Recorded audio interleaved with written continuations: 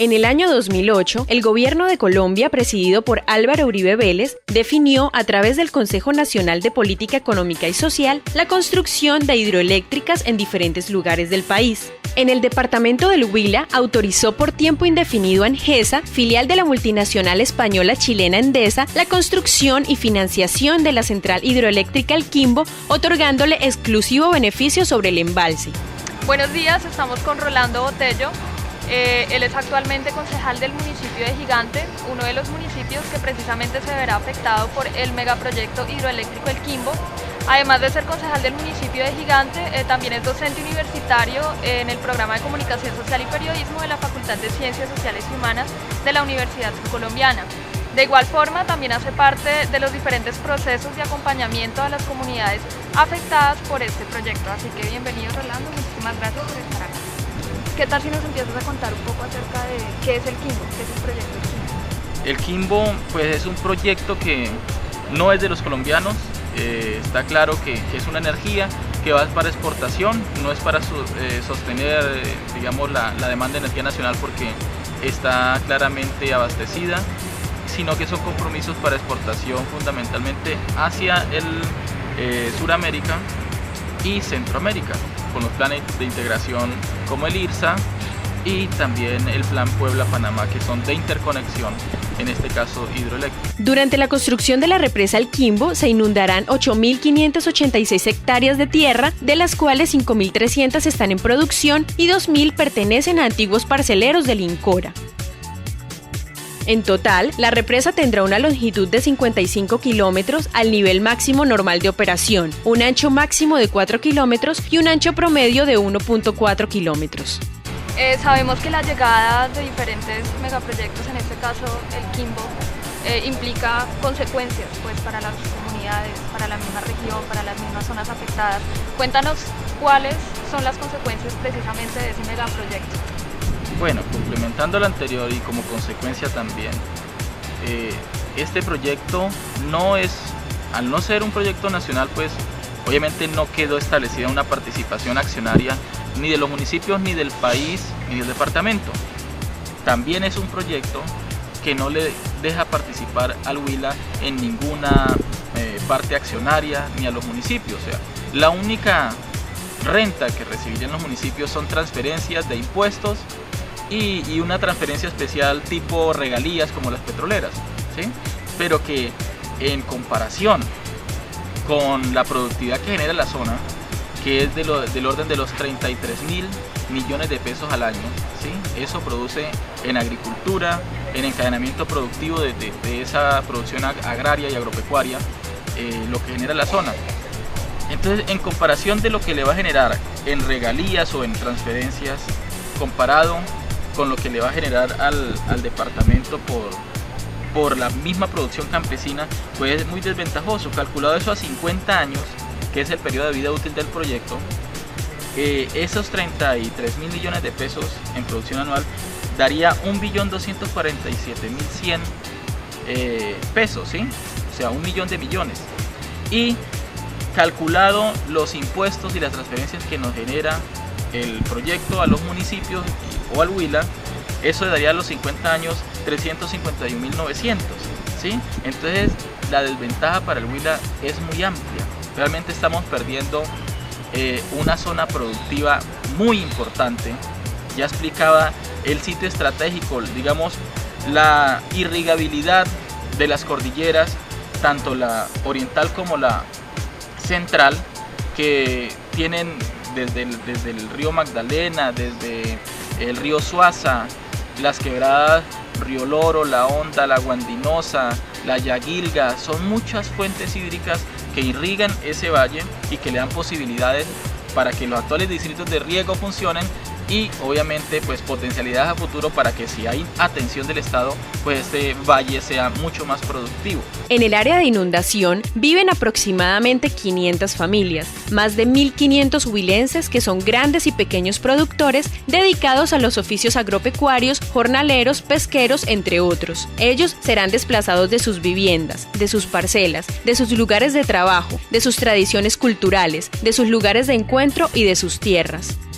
Sabemos que más allá de las consecuencias que conlleva este proyecto, este megaproyecto, hay también transformaciones de diversa índole. Hablamos de transformaciones sociopolíticas, socioculturales, económicas. Entonces, cuéntanos cómo es ese proceso de transformación, cuál ha sido ese proceso de transformación desde la llegada del megaproyecto de la multinacional Engesa. Ok, sí, entonces en ese campo pues está las afectaciones sociales y las afectaciones ambientales. Ya hablamos un poco de lo económico, ¿sí? En lo social pues estamos hablando que son cerca de 450 familias que están identificadas en la zona, que van a ser desplazadas o reubicadas o comprados sus predios, pero igual salen a una suerte de incertidumbres que pues son particulares de nuestro país, ¿cierto? Este proyecto y el proceso particular de incertidumbre en el que se ha desarrollado, el proceso de desinformación que ha generado la empresa Engesa, pues ha llevado a que la gente se angustie, a que la gente mantenga en una constante zozobra, que además haya desestimulado su producción, porque ya dicen, ¿para qué establezco un cultivo más? ¿Para qué arreglo un cerco más o establezco un nuevo potrero si esto me lo van a comprar ya por el valor que le hicieron el estudio ya de socioeconómico? No van a tener en cuenta ningún arreglo más, ¿sí? Entonces eso ha desestimulado la producción, el trabajo, ha desestimulado la oferta laboral, pero también entonces le ha creado consecuencias muy graves a nivel psicológico, sobre todo a los más adultos, ¿sí? Los más adultos, al ver su proyecto de vida, al ver su logro de toda la vida en riesgo, se han puesto muy tristes, se han puesto pues muy inquietos, y muchos de ellos, puntualmente 7 personas ya, han perdido la vida a raíz de complicaciones de salud que les lleva estos niveles de estrés y estos niveles de afectación psicosocial, ¿sí? Este proceso está por vía de la licencia, está obligado a conservar el tejido social. Para eso el Ministerio ordenó 2 estudios, el etnográfico y el de vulnerabilidad. El etnográfico para determinar pues el nivel de tejido social, o describir ese tejido social que había o que hay en las comunidades, para en esa medida en los procesos de reasentamiento pues no perturbarlos, ¿sí? Pero el estudio etnográfico apenas a esta fecha lo están haciendo, cuando ya las comunidades, digamos, han desmejorado sustancialmente su modo de vida, tanto en relaciones con las demás personas como también por la oferta laboral que hay en la zona, ¿sí? Entonces han tenido que salir a otros lugares a trabajar, han tenido que transformar sus modos habituales de vida. Entonces, y el estudio de vulnerabilidad, a su vez, pues está planteado en la licencia como el que le debe garantizar, o el que debe describir el nivel de afectación de los grupos poblacionales vulnerables, cuáles son paleros, pescadores, trabajadores que no viven en la zona, comerciantes que dependen de vender la leche que allí se produce, de ofrecer los insumos, etcétera, ¿sí? Todas las cadenas que se afectan y que se perderán a partir de este proyecto. Entonces el estudio de vulnerabilidad lo que busca es establecer el nivel de afectación de cada uno de estas personas, 1800 identificadas, para así mismo establecer una compensación. Pero también se ha hecho de manera tardía, cuando ya, digamos, la productividad ha bajado. Unas fincas que han adquirido, esto es bien grave, la denuncia sobre las fincas, porque Engesa ha adquirido sobre todo las fincas más grandes, las haciendas. Al adquirir esas haciendas, le ha solicitado a los propietarios de que le entreguen esas haciendas libres de trabajadores, de obligaciones con mayordomos, de cualquier tipo de problema con el predio. Entonces, ¿qué pasó por ejemplo en la hacienda Belima? El propietario primero echó toda su gente, los trabajadores, sin condiciones, digamos, de compensarles o de reconocerles sus obligaciones laborales. Incluso unos pescadores, un pescador que tenía una rancha a la orilla del río, una casucha para ahí aprovisionarse en sus jornadas de pesca, pues la desbarataron y tiraron incluso algunas cuestiones al río, algunas de sus pertenencias, ¿sí? Entonces ya es una violación a los derechos de las personas en predios que ni siquiera eran de la finca, porque la vega del río pues es del Estado, ¿sí? Eso no se lo puede adjudicar ninguna persona si tenga predios aledaños.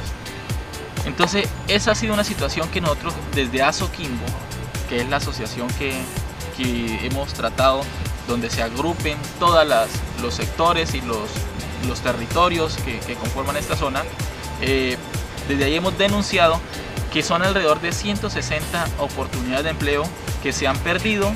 Actualmente, cursa en el Tribunal Administrativo del Huila una acción popular donde se solicita la nulidad de lo realizado en el proyecto El Quimbo. Las comunidades afectadas también presentaron una acción de tutela ante la Corte Constitucional contra el Manual de Precios Unitarios de Predios. Cuéntanos cómo ha sido el proceso en cuanto al marco legal y jurídico. Vamos a devolvernos un poco. El proceso de licenciamiento nosotros lo descubrimos que iba más o menos en silencio, ¿sí? No querían que el Huila supiera nada, pero comenzamos a hacer foros, a hacer digamos, actividades que visibilizaran la problemática. A partir de esa movilización presionamos y fuimos hasta el gobierno nacional para que se creara, o sea, presionamos aquí en el gobierno departamental para que se creara una mesa nacional de concertación frente a este proyecto. Esa mesa tuvo sus debates, fue donde les comento que se discutió qué participación accionaria, qué tarifa diferencial de energía eléctrica y muchos otros temas, pero que ahí fundamentalmente frente a eso, frente a la propiedad del proyecto no se pudo lograr nada, frente a la energía eléctrica, porque ya explicaba que eso fue entregado desde antes a EMGESA, ¿sí? El gobierno enajenó ese proyecto y es el único proyecto. El Quimbo es el único proyecto nacional hidroeléctrico, a nivel nacional de una hidroeléctrica, en la que todo se entrega a una multinacional extranjera. En esa mesa nacional de concertación se lograron algunas cuestiones, como por ejemplo negociar que para los pequeños propietarios que tenían una menores a 5 hectáreas, por ejemplo, que les compensaran entregándoles 5 hectáreas, que los municipios afectados, una cuestión que dejamos ahí, que denunciamos, era que los municipios no iban a tener oportunidad por la cercanía del embalse de hacer sus plantas de tratamiento de aguas residuales. En la mesa nacional se acordó que esas plantas, si exigían inversiones adicionales, como por ejemplo bombear las aguas residuales a otros puntos, pues serían asumidos por EMGESA. Algunos proyectos de desarrollo turístico como el ferry, como puertos, y algo fundamental, la mesa nacional de concertación, donde participaron los alcaldes, y fue una lista de mercado lo que presentaron los alcaldes, ¿sí? EMGESA, al ver estas disputas de los alcaldes sobre todo, pues dijo: yo me quito ese problema encima, y les ofreció una bolsa para que se la repartieran de alrededor de los 18.000 millones de pesos. Los alcaldes, presionados por el gobernador acá, porque pues nosotros le dijimos a los alcaldes pues que sean 100.000 millones de pesos, con eso de alguna manera se compensa entonces el gran daño que le afectan a la región. Ya dijimos, 34.000 millones de pesos en productividad agropecuaria nada más, ¿sí? A un año. Ahora pensémoslo a 50 años, ¿sí? Entonces, cuando los alcaldes llegaron con esa postura, y fue el alcalde de Gigante quien dijo 100 millones de pesos, 100.000 millones de pesos, perdón, el gobernador dijo: no sean abusivos con la empresa, no sean exagerados, ¿sí? Vuelvan a pensar la cosa y regresen a esta reunión. Finalmente entraron con otra propuesta, pero EMGESA dijo, estaban 16.000, dijo: bueno, les ofrezco 18.000, y en eso cerraron. Los alcaldes firmaron, digamos, la liquidación de esa mesa nacional de concertación por esos 18.000 millones de pesos, y de manera, digamos, de espaldas a la comunidad, porque eran unos procesos donde venían participando las comunidades, y para cerrar ese capítulo de mesa nacional de concertación, que se logró meter y visibilizar, y que se quedó establecida de que los acuerdos de la mesa entraban a ser parte de la licencia, pues entonces, para cerrarlo, simplemente con las firmas de los alcaldes y ese acuerdo de los 18.000 millones de pesos, pues cerraron ese esfuerzo. Obviamente fue un acto de traición a las comunidades por parte de los alcaldes, pero en beneficio, ellos pensaban, su periodo de gobierno.